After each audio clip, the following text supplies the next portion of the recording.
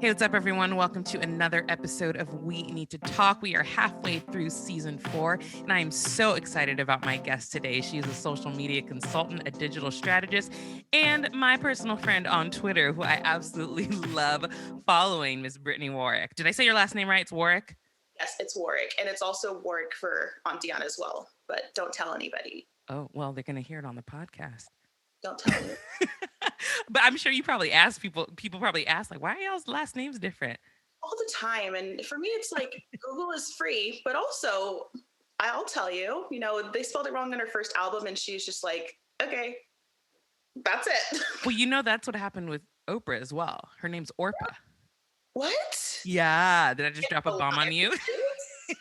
Yeah, her real name's Orpah, and they kept misspelling it and mispronouncing it. So she's like, I'm just gonna go with Oprah. Yeah. Yeah. You black people like that. Right. That's girl, that's a whole nother conversation. What? You don't see Yeah. Allison being called Linsa or something Yeah. weird. Like Yeah. It's they go true. for it. Yeah. What? And there's this interview. Do you know Uzo Adobash, who was on Orange is the New Black?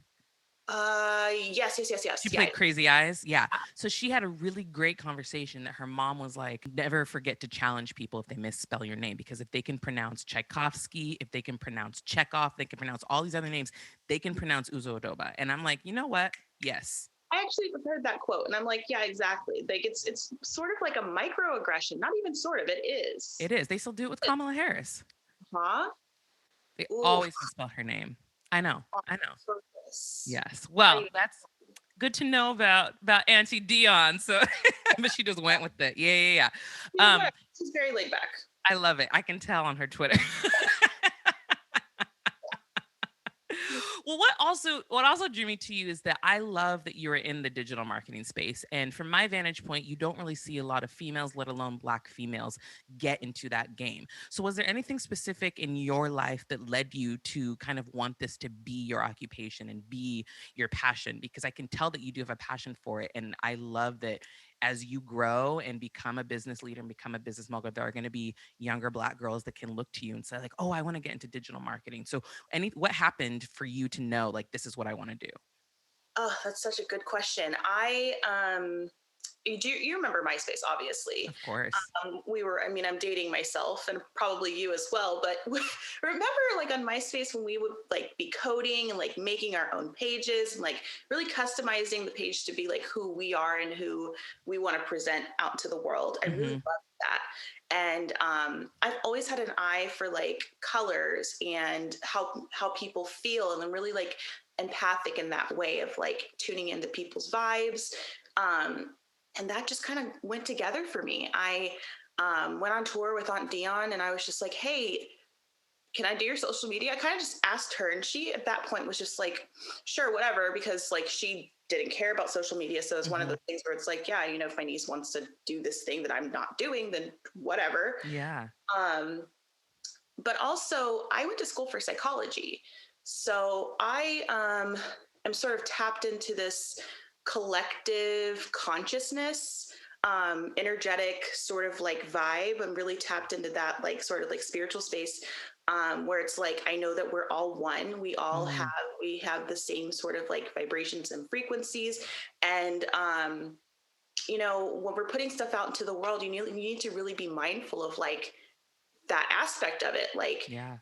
how is the world feeling right now? What state of mind is the world in right now? And I really like learning more about those things. So I really like marry my psych education with social media, and which I think is why I like it so much, because everybody's so different, but we're the same. Mm. Yeah. And it's really fun and exciting to learn where those two meet together. For sure. What has been the most challenging thing? Because obviously social media is ever changing, and Mhm. sometimes it's like hard to catch up. So as you're, planning campaigns for people, or even just trying to keep up with themes and different trends, what has been the hardest thing for you in this space? I think, it's really hard to learn the client.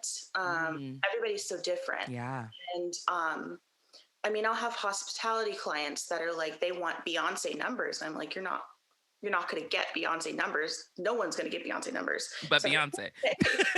and I'm like, you're doing well for a restaurant. but you're not like Beyonce. You're just not. And so it's Yeah. hard to kind of like educate the client on their key point indicators and the touch points that will be going throughout their campaign, Mhm. and keeping them humbled. Mhm. Mhm. Because you come back and you present those numbers, like the progress report, they're going to expect Beyonce numbers, Right. even though you told them that it's not happening. So I think that's sort of the hardest part, is to sort of like keep your client humbled and grounded, and have them sort of, consistent across the board with the expectations, Yeah. keeping them down to earth. Do you ever feel that you get pushback from clients being a Black female? Mm-hmm. Yeah. It's hard because, when I come into like a meeting or something like that, if it's over the phone, I'm so well spoken that you don't know, Mm, which is it's a it's whole other another conversation. that's a whole other conversation.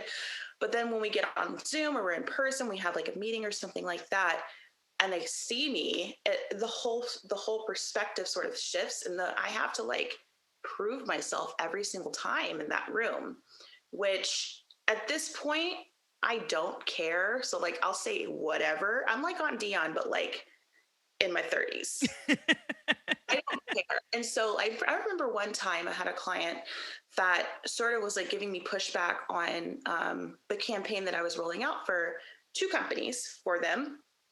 And they were like, well, we were just going to go with this other team because, it just seemed like they knew, what they were talking about more. And I was like, I want to let you know that the only reason you liked that presentation is because they put the color orange in there. Hmm. Did you realize that?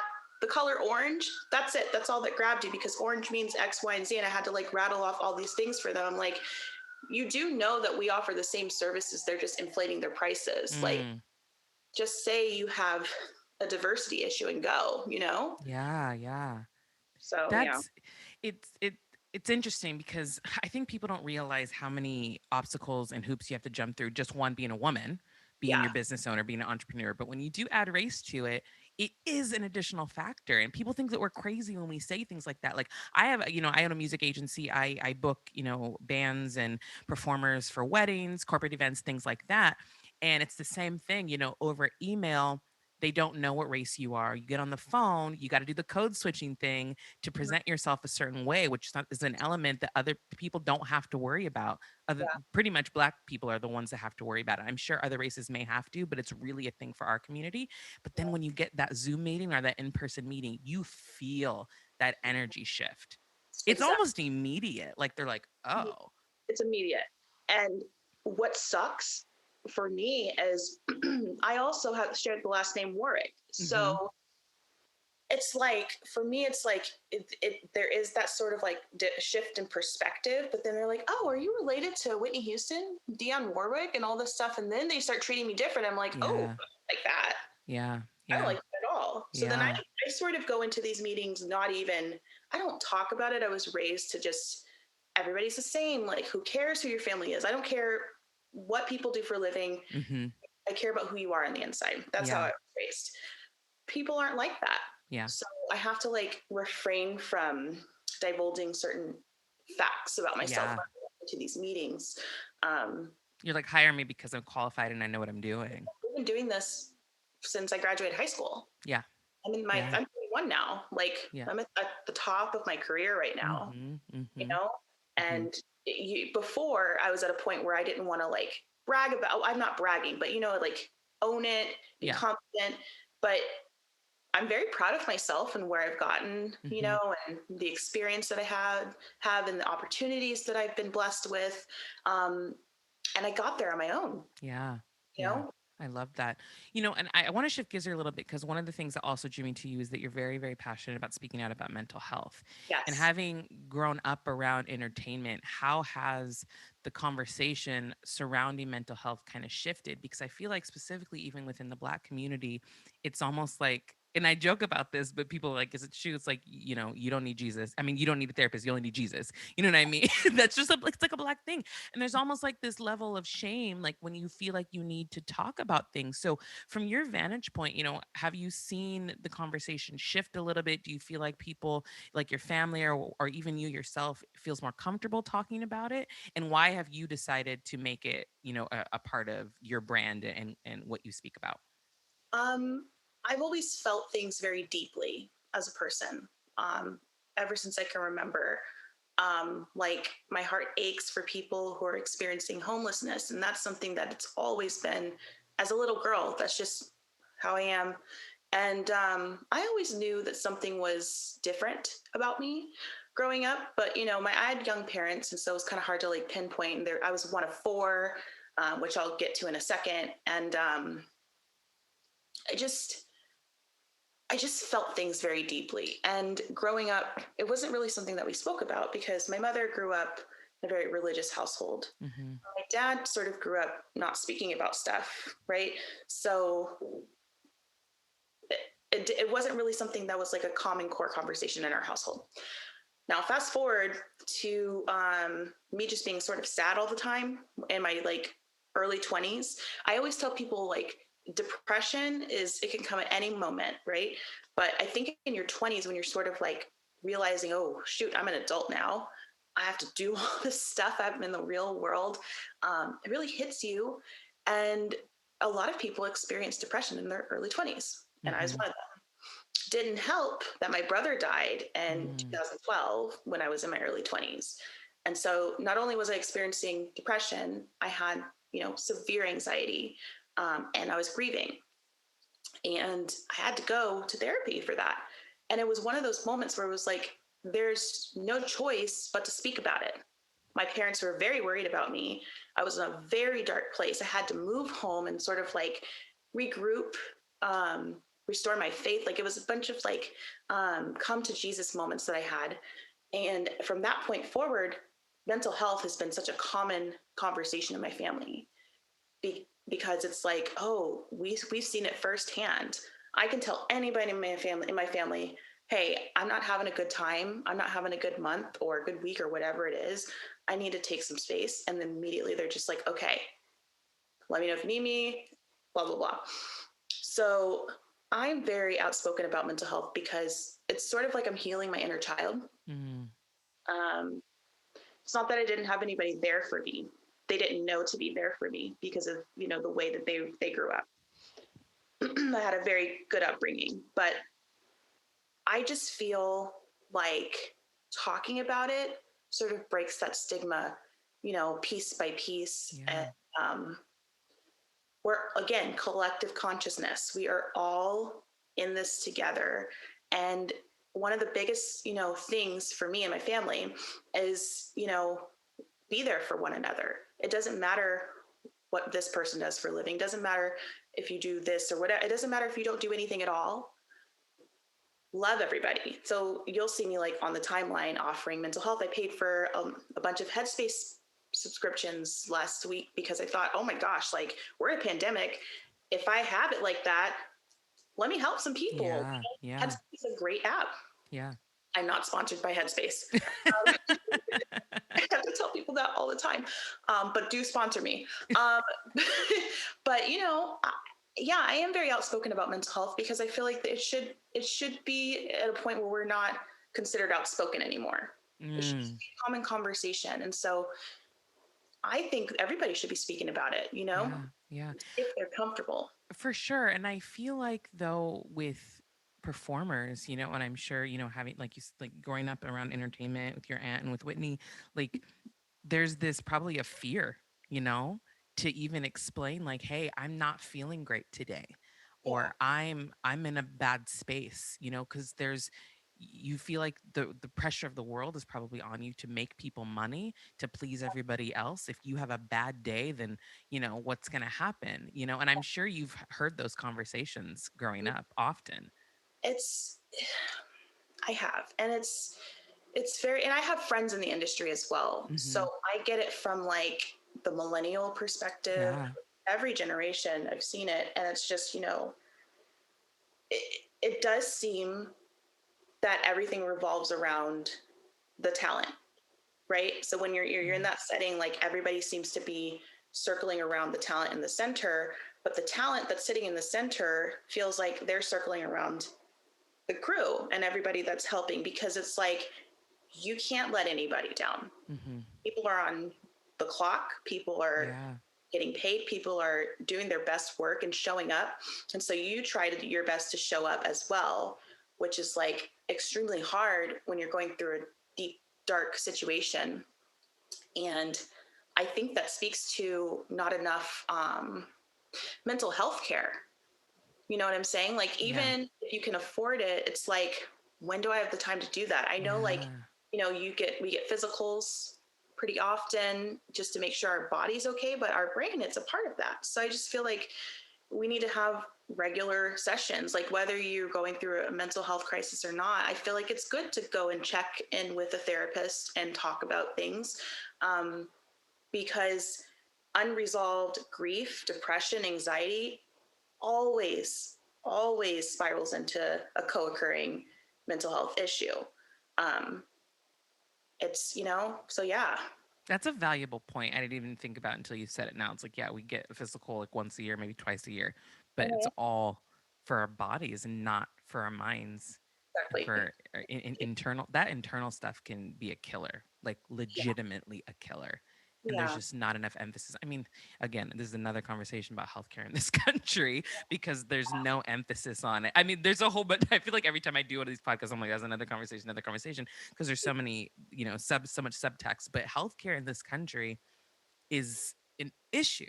It's an issue. I mean, look at what we're going through now. It's like freaking Hunger Games to try to get a damn vaccine. exactly. Like And what?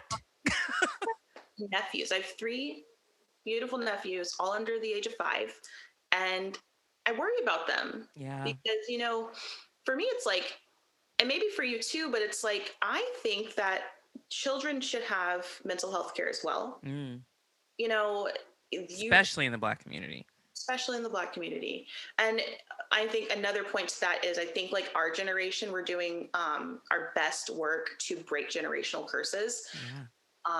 So I think that it's getting a little bit better as we progress as a culture. But as a little girl, I felt like, I should be speaking to someone about this, like 8 or 9. And I just, I think that children should have that outlet as well. And I think that Yeah. people don't take children seriously when it comes to like their feelings and stuff like that. Um, but it's very valid. And when Yeah. you don't treat a child that's hurting because you're just passing it off as, oh, like they're just being 6 years old or Yeah, whatever. they're too young to know what this feels Exactly. like or if this is real. Yeah. That develops into like personality disorders. And then we see, school shootings and things like that. Like that's really deep, dark stuff. Yeah, I couldn't agree more. I definitely think that that's something that needs to be implemented and encouraged because, I want to get out of the stigma of also thinking, if you do get your child help, that like it's bad parenting. It's a good parenting. It's actually great Amazing parenting, parenting. Yes. or you're like weak because you couldn't handle the problem with your child. It's like, no, not at all. Leave it to somebody That's, that is trained to do this to help your children. yeah. Absolutely. That Yeah. stems also from our culture, though. That's what our parents were taught, and that's what Yeah. their parents were Yeah. taught. Like, you know what I'm saying? So it's so amazing to watch, fellow like African American, people raise their children in such a different way. Like, just watching my sister, my brother parent their children, it's just like they use, speak your feelings, like use your words, and like they don't really shut them out and say like, hey, like you're fine, Yeah. you're Yeah. all right. They really want to talk about it. Mhm. Mhm. And that small, I'll tell you a little story. My oldest nephew is 4 years old, and he is just super smart. Um, I don't know if you saw the tweet about this, but I tweeted about it because I was like, Mhm. oh, that's really interesting. I was on FaceTime with him, and he was playing a video game. He was showing me, it was like some Lego game. I don't know if you're familiar with the Lego games yet. Um, but No, he was she's not. Sienna's not old enough yet, but I'm sure I'll get there. something new by then. But he was playing this game, and he couldn't do something on the game, and he started whining, and I was like, Hud, his name's Hudson. He's like, why are you whining? It's like, that's not even like, that's so small. You're a big boy, right? And he goes, TT, I have feelings. He was like, sometimes I get sad and sometimes I have to have those feelings. And I was like, Oh, you're right. wow.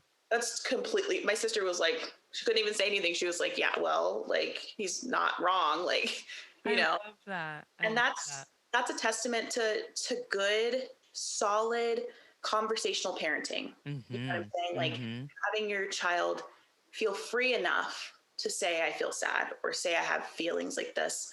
It's really we're really breaking those curses down. Yeah, and I love that. But in terms of the industry, like what would you like to see from them as a whole in terms of addressing mental health? Talking about it, Just in general, cuz I know it's a loaded question because there's probably so much, but yeah, that's talking probably just the first step.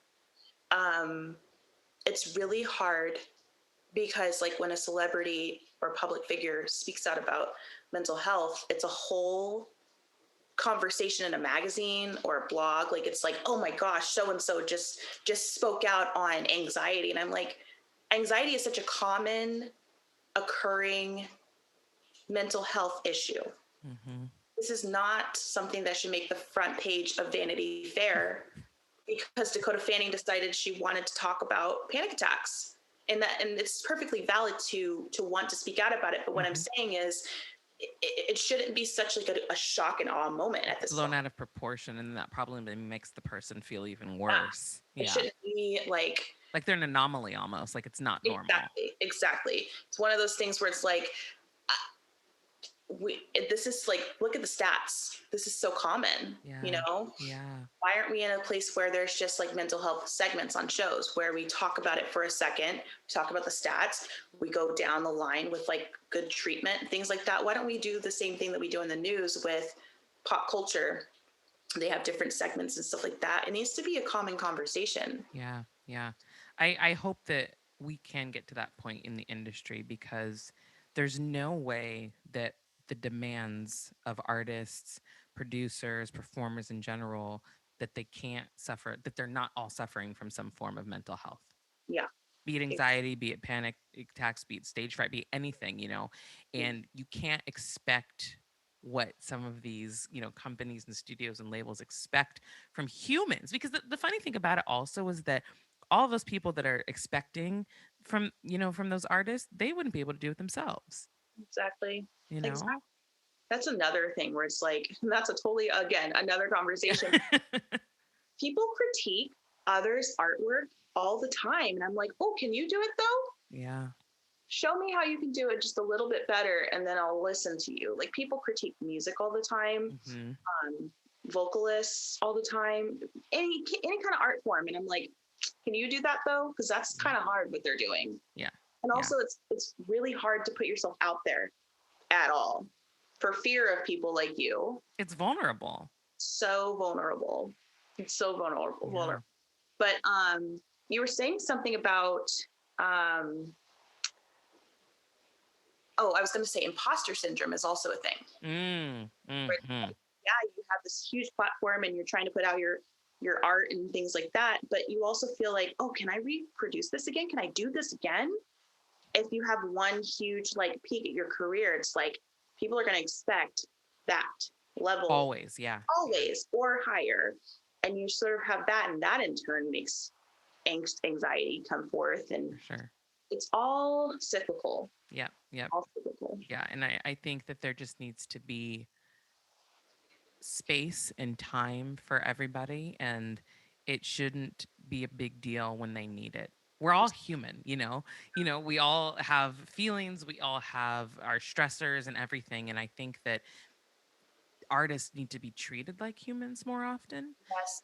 And that's what you see a lot. I've been a singer my whole life, and I've always been an independent artist. And uh, of course, growing up, you're like, oh, I want to be signed. I want to be like Whitney Houston. I want to do this. I want to do this. And then you see the damage that gets done to these people that you look up to, and you're like, I don't know if I want that anymore. You Yeah. know, I Yeah. don't know if I want to deal with that. And everybody, I think to an extent, everybody kind of thinks that, oh, I'll be able to handle it. I'll be able to handle it. And it's like Art. nobody can handle it. very hard. I see it all the time. Obviously, like, going on tour. On Dion, I have this running joke with my cousin because we're like, everybody is like being weird. Like we have this moment in the backstage in the green room. We're like, oh, people are gonna. She has like meet and greets and stuff like that. And we'll say something like, we're gonna go into our dressing room, which is just her dressing room because she's in the show. But like I'm on tour and bye, I'm in the. So then I made them put my name in the door. It's really funny. That's hilarious. Anton calls us the Bobbsey twins. That's another conversation. But we'll have this moment where like people are coming in to meet Aunt Dion and we're like, oh, people are going to start being weird. So we're going to leave. Like, it's very strange how people treat celebrities. And it's funny because Aunt Dion is the most down to earth person you will ever meet. She's an auntie, like for real, for real. For real though, like literally. Like I remember one time she had to go to sound check, but I was very sick. I think we were in Australia or something. She was like, we're going to go get you some medicine right now. I was like, you have sound check. She was like, I know these songs that we're going to get. I've been singing these songs my whole life. I know them. Yeah, I know them. So like, she really is an auntie. She's not like this diva that she's like, oh, well, I need to like have this and that and blah, blah, blah. Like she's very like, her writer is hilarious. It's just so like, she doesn't want a bunch of stuff. I love that. I love that. That's great. So now I want to know how you got her on Twitter, because she's been lighting Twitter up. And we got to hear this story. It's more of like pandemic boredness, like we're all at home and I've been working on her social team for a very long time. Like I've built her presence up. That's been my job. Right. Mm-hmm. And I've been happy to sit in the background. I did not think that she was going to name me in these interviews. And when she did, I was like, you're like, no. I have social anxiety. I'm like, ma'am, now I have to talk to people. It's fine. I'm working through it. But I was just like, one day I was like, you know what? We're not on tour. We're not doing anything. Like, I know that you don't really like know about socials, but like, I think you should get on Twitter. I think you should like, you're really funny. Like, and also you're one of those like older people that don't care. Mm-hmm. Doesn't care. I love it. And sometimes I have to be like, sorry, about that. But I'm like, why don't you go on Twitter and just like talk to people? And it was like one of those moments where it was like, my strategy is sort of like on the fly chaos. I did an entire series. I think it was maybe 2 weeks ago where I was like sharing little like tidbits of like how I do strategy. Yeah, and, like, I remember that. Fun stuff. Yeah. And the whole thing was just very chaotic. So I was like, this will read well. But I called her up and it was part of the strategy. I was like, hey, we're going to do Twitter. I don't care. You're at home. Tell me you have something to do. Where do you have to go? We're in a pandemic. And now she loves it. That's awesome. Yeah, I love the things. She's so real. She be calling people out too. It's hilarious. It's really funny. It's really funny. Someone followed her on Twitter yesterday. I will not name them. But Aunt Dion was like, no. I was like she's not going to follow them back? No. She's like, no. No. I was like, do you want to engage? And she was like, no. I'm like, okay, no problem. Oh my Not an issue. gosh. Yeah, she's just very, very real. I love that. I love your relationship, and I love that you got her on Twitter. Yeah. So let's shift back to then, you being a social media consultant and digital strategist, what's next for you? Are you working on any campaigns that you can talk about? And for anybody that does want to get into this space, how would you, give them advice on where to start? I'm working with some HBCUs. Awesome. That I can't really name. I'm also working with some governments and like islands, Virgin Island governments, working on some like really important work there. I have my hand in a lot of hats, a lot of different spaces. So I'm working with a huge cider house right now, building up their presence and expanding their market. I'm working with HBCUs, helping to expand and update their libraries and their web pages and their social platforms and channels, working with animal shelters, like government animal shelters, which to me, it's like, I this is probably a tidbit that people would want to learn about if they're trying to get into the business, is to learn every space in the industry. Really take the time. I know it's fun to do like entertainment and work for Nike and all that stuff, but it can be fun anywhere if you know your market and you know your Mm-hmm. client. So yeah, coming up for me, I'm doing a lot of like different important work. Aunt Dionna's doing some really fun stuff coming up that I'm really excited about. Awesome. Hopefully tour, starts up at the end of the year, God willing, if it's safe enough.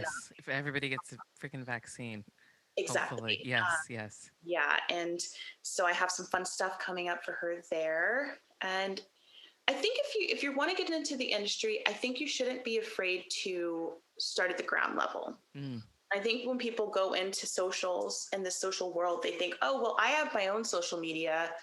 I could just go in at an elevated role. not the But you same. can't. Yeah. You have to learn agency aspects. You have to learn like where the bar is, like where your lane is. Mm-hmm. Overstepping Mm-hmm. is super easy to do if you just jump into social media green at an elevated role and not really learn the basics. So Yeah. don't be afraid to take up internships, paid internships. Yes. Paid. Oh my gosh, people have lost their minds. Paid internships, go to an agency, even PA work. I feel like if you want to do the entertainment space, start at a PA role and learn the crew, because the social person is running around that place. Yeah. Make friends with that person. Valid You know what I'm point. saying? Yeah, yeah, yeah. I know we talked about some challenges within the digital marketing space, but what is the most rewarding aspect of it? seeing seeing the success, like, it's really trust the process situation where you're like, is this going to work? Yeah. You do your testing, your A/B testing, you do the necessary research and all that stuff, Mm-hmm. but Mm-hmm. really you don't know until you do it. Right. Like yesterday I had this on the fly strategy call where I was just like, you just go and you be. Yeah. And she was trending at number one. Amazing. And it's one of those Amazing. things where it's like you have to really apply the basics to everything that you do. It's always back to the basics. But once you get at a certain position and peak in your career, you can sort of take that spin on it. So, you know, it's pretty exciting for me to be able to apply my knowledge in different ways with all my clients and to see the different outcomes. Hmm. It's exciting I stuff. love that. I love what you're doing. And I'm so glad that we got the opportunity to chat. Yeah. Let everyone know where they can follow you so they can keep up with your great work. Yes. You can follow me at Brittani Warrick, but with two R's, Warrick, and then Brittany is with an I at the end. You'll find me Awesome. there Well, on thank you, Twitter. love. And to the listeners, thank you so much for listening. Make sure you follow Brittany because her Twitter is lit. Trust me. And we're going to take a week off from We Need to Talk, and we will be back with another episode. Thanks. Bye, guys.